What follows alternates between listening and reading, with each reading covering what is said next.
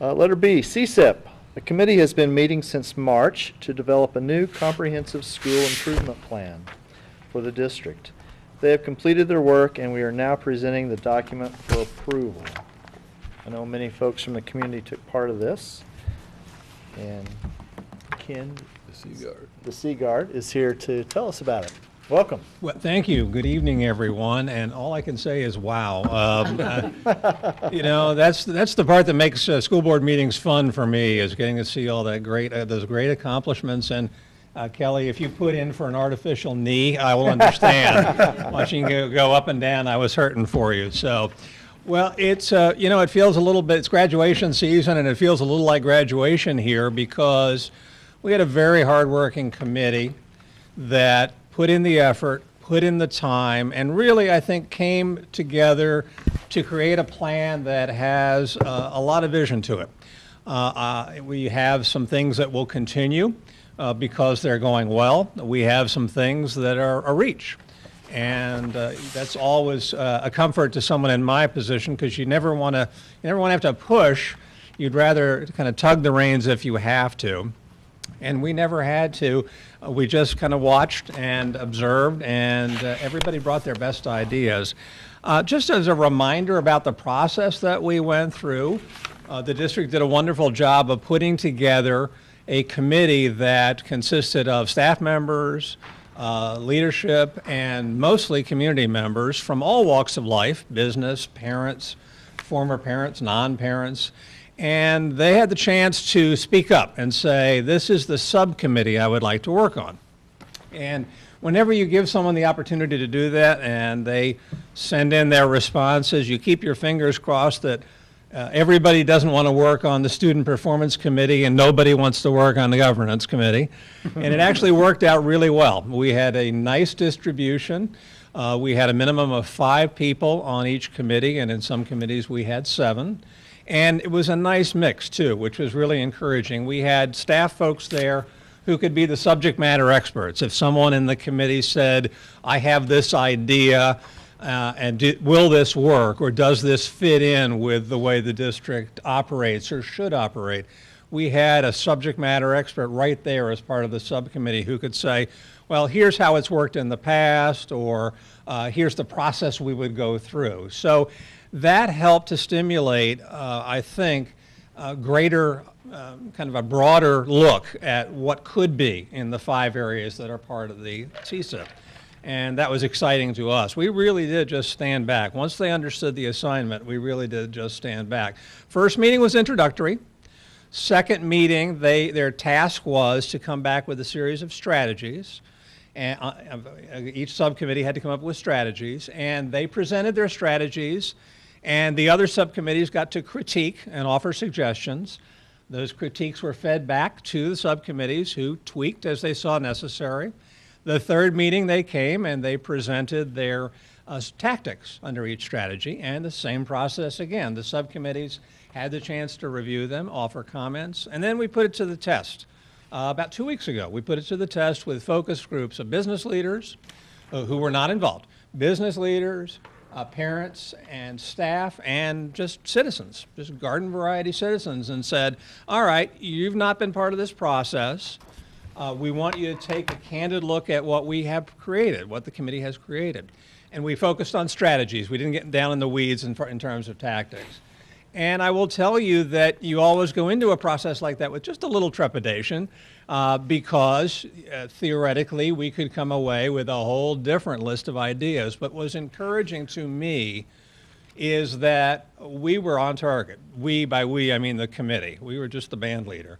But the committee was very much on target with what a typical garden variety average Rolla School District patron is interested in. We had a large percentage of people who talked about early childhood. We had a large percentage of folks who wanted to talk about technology and its role in the classroom and in the district. And it's comforting to see that folks who haven't been actively involved are thinking along the same lines as the people who were actively involved and really did roll up their sleeves. So as you look over the plan, you will see that there are a lot of steps that start next year. I applaud that aggressiveness on the committee. They have a lot of ideas and they don't want to wait, and that's exciting. And there are a lot on the list too that show up on every single year of the 5 years. And I think they did an outstanding job. I applaud the district for assembling such a great group, Nancy for making sure they knew where they were supposed to be, and cookies were where they were supposed to be, and thank you notes were where they were supposed to be. I think everyone felt like it was about 10 hours of their time well spent. So again, I appreciate the efforts to put together such a great group and the chance to just sort of steer them down the path and let them come back with their ideas. So, any questions? I don't want to go through it piece by piece because I think that's an opportunity that you would like to have sort of on your own, but we certainly would be open to questions now or questions later as necessary. Anything stand out unique in Rolla and our process and our goals compared to other school districts you've done? Only that comment about trepidation. We have had experience where we've come in and the typical resident who participates in the focus group comes in with more of a personal agenda and says, this is my chance to share ideas. And so maybe we have half of what we had in the original draft that the committee put together. Half comes through as something that those typical residents also would share, and other half maybe would be just something, again, a personal agenda. That wasn't the case here. Things that the district has been talking about and that has obviously been subject of conversation in the community showed up, which means that they're kind of pulling in the same direction, which is encouraging. I would say also the good attendance and the willingness to turn things very quickly. I didn't have to really crack the whip of the subcommittees very often to say, you know, your strategies or your tactics are due on X date so that we have them ready for the next meeting. So Very good. that shows either compliance, interest, or both. I'm going to lean on interest. I think they were interested. So. Or do I have a full copy for you if you want? Ken, I also took the liberty of putting together kind of what used to be called with the Show Me standards a placemat Oh, uh-huh. that took the goals and the strategies only and just put them in a one page front and back so people could understand them a little easier, and then the full document. It's 17 pages, so yes, I think that's probably wise for the. And then it impacts the goal statements that are back here. So if you approve it tonight, then we're ready to go to change, subtly change, because the map test is no longer something that if you look at the goals that are back here, and then the student attendance at 95% is no longer the calculation from the accreditation. It's 90% of the students 90% of the time. So what you see in the draft in front of you is a more generalized statement, because those state accreditation pieces may change, and some are still under discussion. So. I was really pleased, the comment you made, and I think Tony echoed it, that it really is in line with what we're talking about, what we've been talking about for several years as a district. I was hoping for some ideas that deviated from that, but I was really kind of truly pleased that what we've been saying is an excellent school district and where we want to go was reflected in this group of folks and then in the focus group. So I think it says to me that we as a board have been sort of headed in the right direction, and the community validated it, but they pushed us. They pushed us to achieve more, which is good. We start the focus group process. You never want to start any research process by diving right into the subject. You want to get people warmed up a little bit. So we started each focus group with a question about write down the top 5 things that the district should be focused on before we showed them anything. And one example of how much in alignment, each group had some mention of early childhood. And we didn't say anything. They weren't looking at any documents. They didn't have anything like this in front of them. We said, what are the top 5 things? And early childhood showed up in each of the 4 groups that we did. which means it's a subject of conversation and Yeah. of interest, Good. which is good. So what else can you tell us about early childhood, and because there's not a lot of meat in the strategies concerning the implementation of that?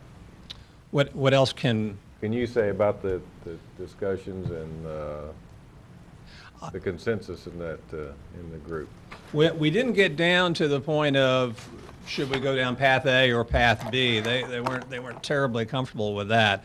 What their goal is to see it happen at the right point, in the right way. They think the time is now. They think it's clearly, by now I mean now is the time to continue the conversation about it. It is the right thing to do. The matter of timing and whether it is standalone or at each of the facilities is an open question, but they just think it needs to happen. And it is a good next step for the district. Very good. Ken, one of the sub-strategies, I guess, here under promote a healthy and positive and supportive learning environment is number 6, further develop and support student groups and activities that promote positive interaction within the school setting as well as the entire community. Was there something specific talked about there, or we're talking about bully prevention? I mean, any specifics come up there that you remember? Can you point me to that page? Ken, that was the subcommittee that I was on, so I Oh, could- Okay, good. Bottom of page 9. What that was just about is there was a sense of when you're talking about promoting a positive culture, things that we can do to recognize and encourage students to become involved in positive groups. And so in the subcommittee, they had ideas about specific clubs that maybe already exist or service projects in the community, getting the kids out and getting a sense of community and doing good things in the community. We didn't end up listing specific clubs, but the idea is just to find opportunities for kids within our district to be involved in positive activities that help each other. Anti-bullying can certainly be part of something like that. Just treating others well, respecting each other, and being a part of even a larger community outside the school, in the community of Rolla, and finding some opportunities to do things like that. They had an interest in seeking and improving the things that we do. Okay. Good. Thank you. To sort of borrow a metaphor there, if we, the strategy would be sort of the destination, and the items, the tactics underneath would be, or which route are we going to take to get to that destination? And each of the routes has stopping off points along the way that says we're going to accomplish this and then we're going to accomplish this, or they'll be accomplished in parallel because they're different parts of the whole story there. Thank you. I think one thing I noticed was that possibly we need to market ourselves or market what our district's doing better. You know, because a lot of the things that we do, people don't know that we're doing, or that have been done, or that our students are doing, or happening in our schools. So I think that's something that, and we've kind of talked about that before after some of our state meetings about, you know, we kind of need to show off some of the things that are so great about our district and about our students and staff. It's a very limited group that are actually going to be watching this on 16 or that are here, Right. and we So got to how make do sure. we do that? You know, I think that's going to be probably a good discussion that we'll be having Yep. as a board. Is in any of the telephone research that we do, if you do a random, dialing process of registered voters, you will get about 30% of the people who participate who are current student families. You don't have to tell anything to them. Right. They have interaction, but that leaves you 70% who either everybody's graduated, and so therefore their interest level, their acute interest level has slipped, or there's no connection. And I think the sense of urgency in the plan along that is just, well, we saw it here tonight. There is so much going on that it's outstanding academically and in so many areas that continuing that conversation, they felt the need to continue that conversation or expand it. You know, I think that everybody in our society right now has such an information overload. You know, it used to be you'd be on your front porch talking to neighbors or the newspaper, Now, they're bombarded by so many sources of information. We've just got to kind of figure out what is the best way we as a school district can get our information out. Cut through the chatter. Yeah, because there's just a lot out there now to just weed through, I think, for most people. Yeah. What's going to catch their eye? Right, it's gonna, What does it mean to them? right, If it means something to me because it's my community, it's my schools, my neighbors, my neighbor child's involved, something, find a way to link to them in their world as opposed to in the school district's world. Right. What matters to you? So, right. You know, I didn't participate in the process, but I came to talk to Ken and would certainly observe and have listened, which has been very good. It's a different perspective. When you're in the district this long, you kind of need that. So it's been very beneficial. As Craig pointed out, when we started this process, DESE has not determined what the CSIP was supposed to look like. They were more concerned that we were engaged in a process and that the learning from the process was the most important thing. And I think the awareness internally has to occur. I mean, I'll pick on a few of the administrators that were here. We had the draft document, and I had a gift card in hand and said, anybody can tell me the 5 areas from the CSIP. Here's a gift card to get you lunch at Panera. And they didn't know it, and I didn't Can I expect volunteer? them. No, Yeah. never mind. I didn't expect them to know it yet, because they've seen the drafts, and so that whole awareness of what it is. Now, every meeting that we have, or every dollar that's spent on professional development, everything has to be should be tied back to this accomplishing the goals in the CSIP. So we've already started some discussion. You talked about marketing, and there's things in there that I can certainly do that I haven't done, and will do.